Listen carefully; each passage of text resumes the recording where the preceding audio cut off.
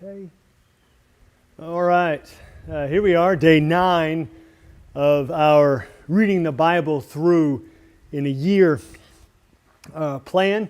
We have reading plans available of reading straight through the Bible, Genesis to Revelation, or taking a bit of the Old Testament, bit of the New Testament, a little bit of Psalms, a little bit of Proverbs, which is what we're doing in these live readings that we have been doing.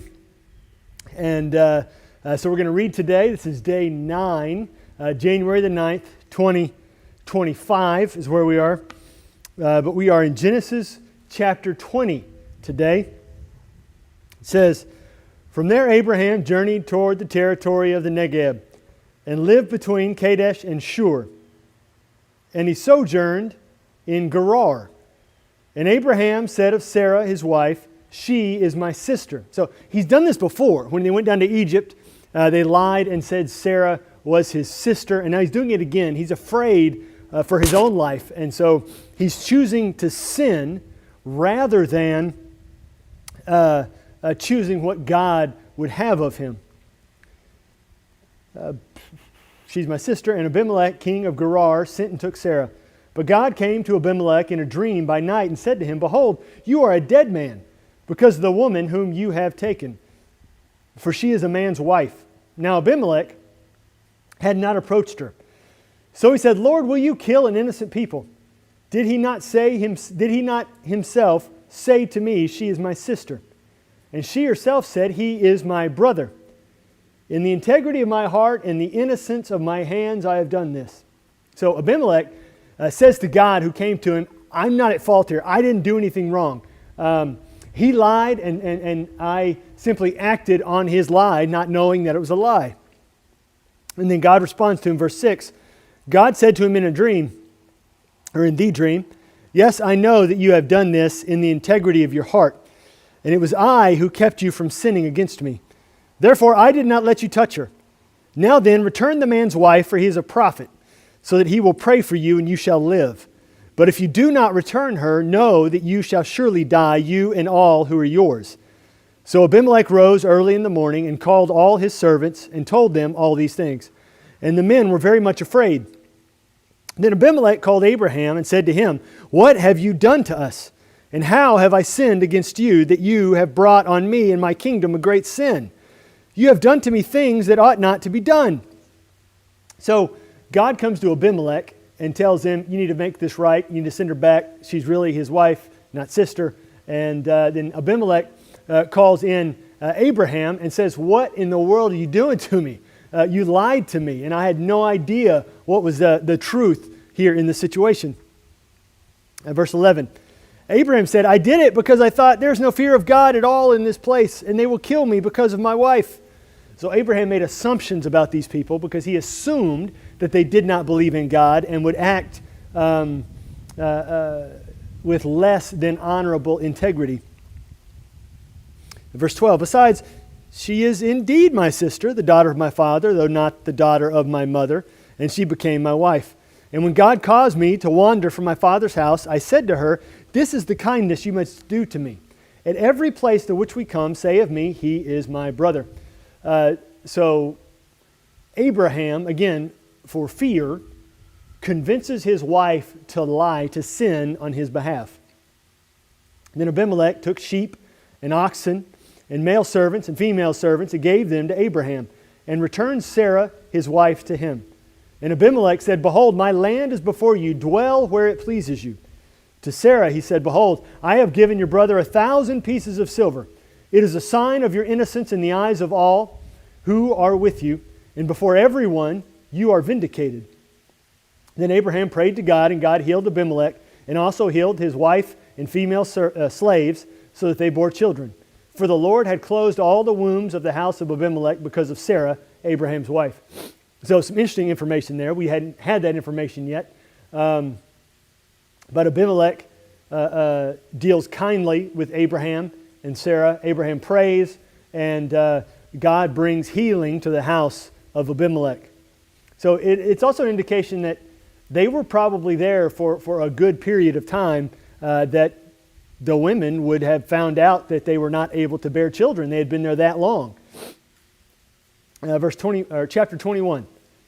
The Lord visited Sarah as he had said, and the Lord did to Sarah as he had promised. And Sarah conceived and bore Abraham a son in his old age at the time of which God had spoken to him.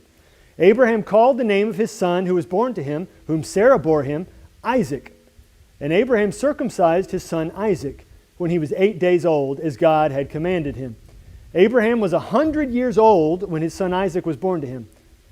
So remember, when Abraham was called by God, he was 75.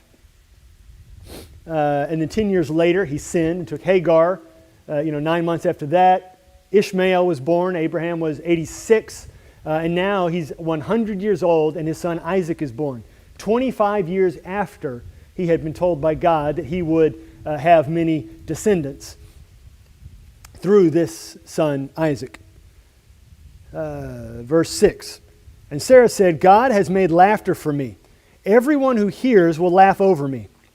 And she said, who would have said to Abraham that Sarah would nurse children?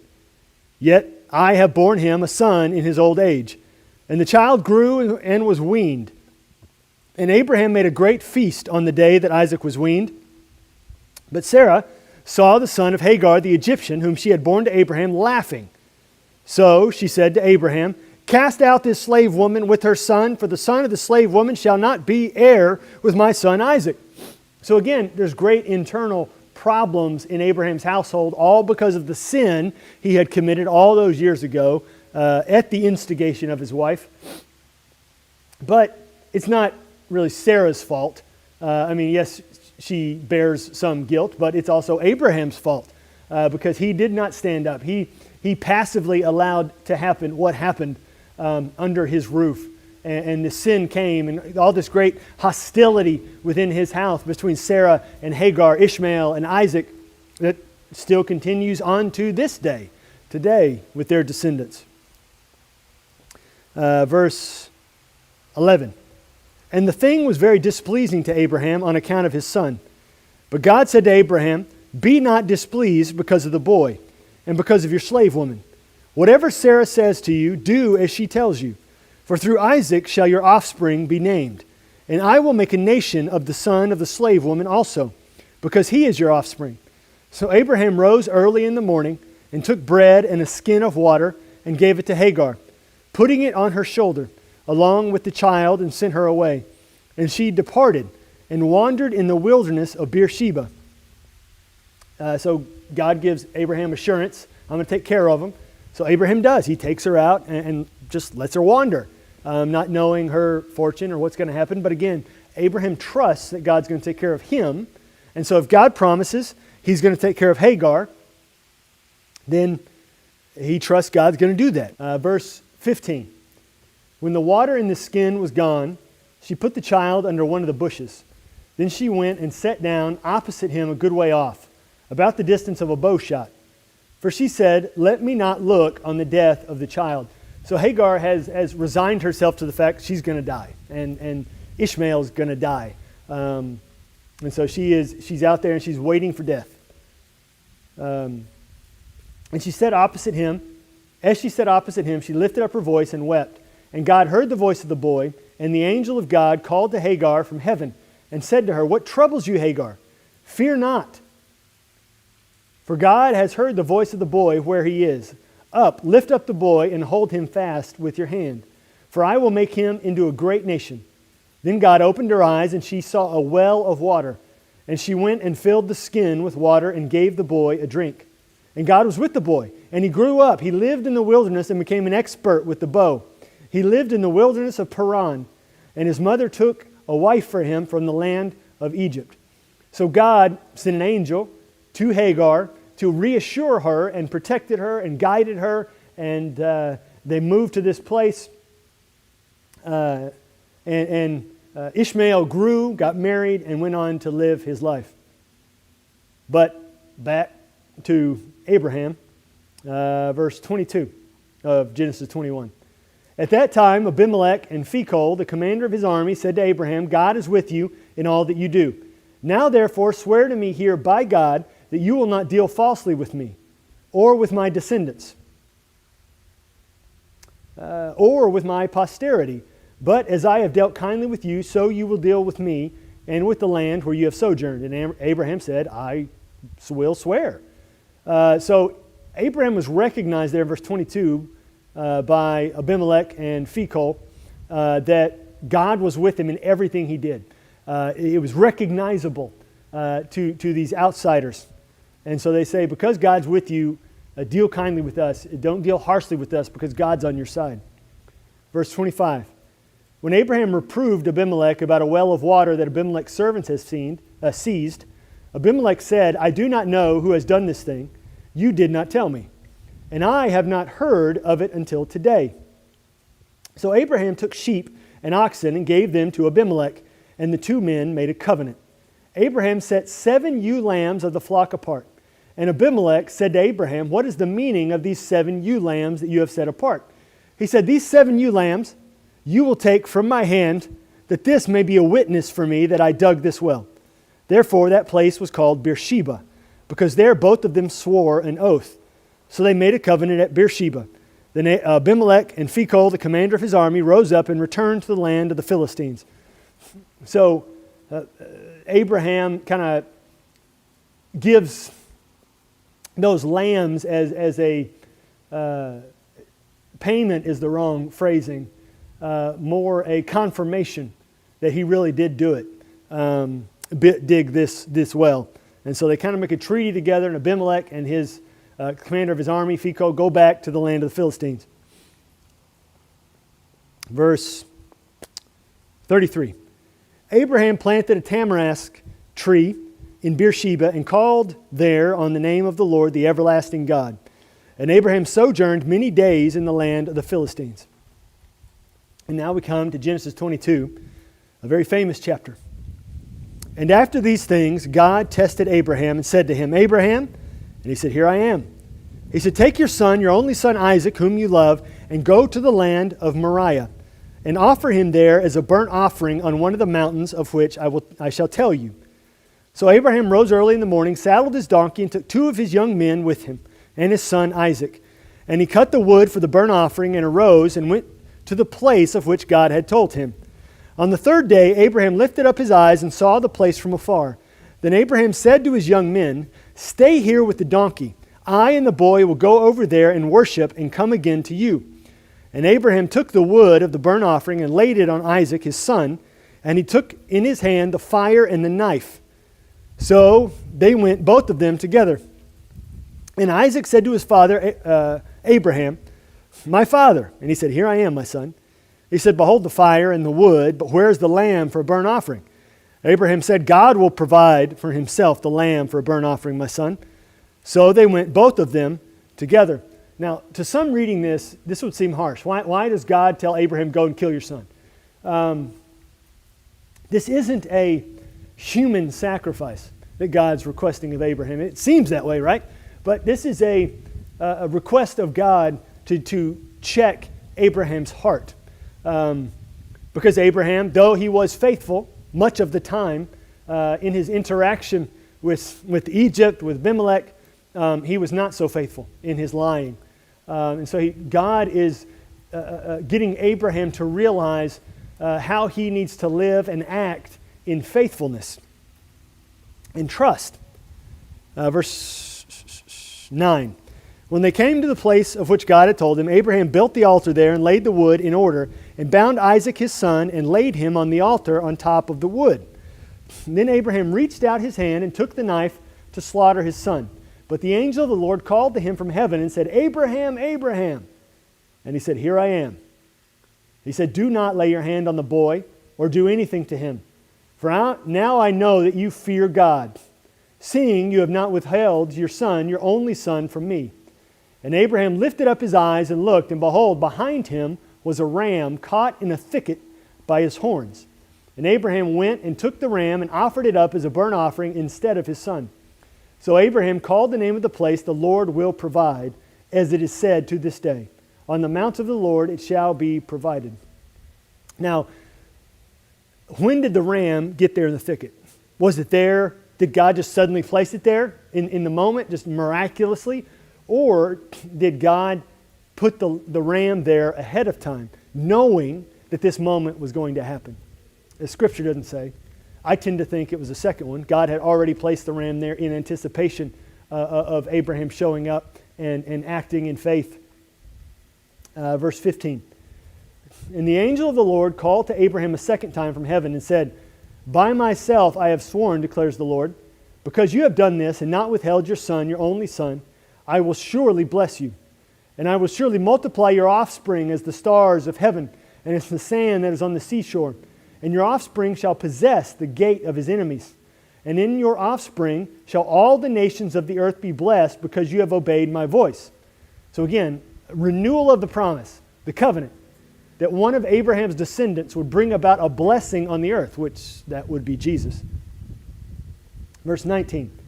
So Abraham returned to his young men, and they arose and went together to Beersheba. And Abraham lived at Beersheba. Now after these things it was told to Abraham, Behold, Milcah also has borne children to your brother Nahor. Uz, his firstborn, Buz, his brother, Kemuel, the father of Aram, Chesed, Hazo, Pildash, Jidlaph, and Bethuel. Bethuel fathered Rebekah. These 8 Milcah bore to Nahor, Abraham's brother. Moreover, his concubine, whose name was Reumah, bore Teba, Gaham, Tahash, and Maacah. Now we're going to jump over to the New Testament, Matthew chapter 7, still in the Sermon on the Mount. And Jesus says, Beware of false prophets who come to you in sheep's clothing, but inwardly are ravenous wolves. You will recognize them by their fruits. Are grapes gathered from thorn bushes, or figs from thistles? So every healthy tree bears good fruit, but the diseased tree bears bad fruit. A healthy tree cannot bear bad fruit, nor can a diseased tree bear good fruit. Every tree that does not bear good fruit is cut down and thrown into the fire. Thus you will recognize them by their fruits. Now Jesus had already said at the beginning of this chapter, judge not lest you be judged. So he's not talking about judging people here. He's talking about recognizing God's people, false prophets and true prophets. You'll recognize them by their fruits, by their words, from Deuteronomy, that a true prophet, what he prophesies will happen, will come true, and you'll know that he's from God. If it doesn't, then you know he's not from God. Verse 21. Not everyone who says to me, Lord, Lord, will enter the kingdom of heaven, but the one who does the will of my Father who is in heaven. On that day many will say to me, Lord, Lord, did we not prophesy in your name and cast out demons in your name and do many mighty works in your name? And then will I declare to them, I never knew you. Depart from me, you workers of lawlessness. Everyone then who hears these words of mine and does them will be like a wise man who built his house on the rock. And the rain fell and the floods came and the winds blew and beat on that house, but it did not fall, because it had been founded on the rock. And everyone who hears these words of mine and does not do them will be like the foolish man who built his house on the sand. And the rain fell and the floods came and the winds blew and beat against that house, and it fell, and great was the fall of it. That God's word, Jesus' words, are the foundation that all of his followers should follow. Verse 28. When Jesus had finished these sayings, the crowds were astonished at his teaching, for he was teaching them as one who had authority, and not as their scribes. Now let's jump over to the book of Psalms, Psalm verse 9. It says, this is, again, another Psalm of David, to the choir master according to the Muth-Laban, a Psalm of David, some kind of musical term, possibly. Verse 1. I will give thanks to the Lord with my whole heart. I will recount all of your wonderful deeds. I will be glad and exult in you. I will sing praise to your name, O Most High. When my enemies turn back, they stumble and perish before your presence. For you have maintained my just cause.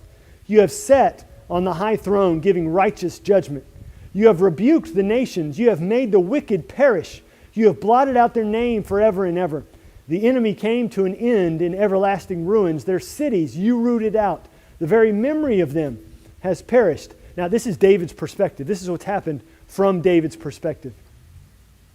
He says, but the Lord sits enthroned forever. He has established his throne for justice, and he judges the world with righteousness. He judges the peoples with uprightness. He's praising God. God, he says, does great things. Verse 9, the Lord is a stronghold for the oppressed. So he's a stronghold. We need to run to him. He's a stronghold in times of trouble. When we find ourselves in trouble and in difficulty and in problems, we should turn to the Lord and not to other people, not to other sources, not to other substances. We should turn to the Lord. Verse 10.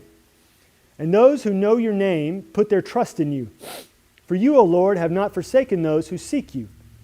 Sing praises to the Lord who sits enthroned in Zion. Tell among the peoples his deeds. For he who avenges blood is mindful of them. He does not forget the cry of the afflicted. God does not forget the cry of the afflicted. He pays attention to his people. Proverbs chapter 2.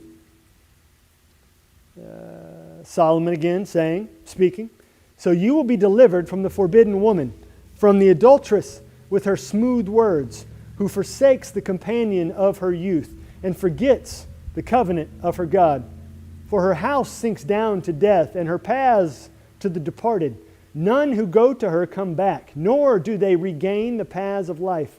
So you will walk in the way of the good and keep the paths of the righteous. So you choose to follow that way. For the upright will inhabit the land, and those with integrity will remain in it. But the wicked will be cut off from the land, and the treacherous will be rooted out of it.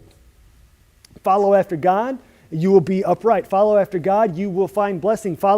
Maybe not blessing in how you anticipate, blessing in the way this world would define blessing, but you will find God's blessing as He wants to distribute it to you. So pursue God and allow Him to guide you in the path of wisdom and blessing. So thank you for checking us out today on day 9 of reading through the Bible, the whole Bible. We're going to do this as often as we can, so come back and check us out again tomorrow on day 10.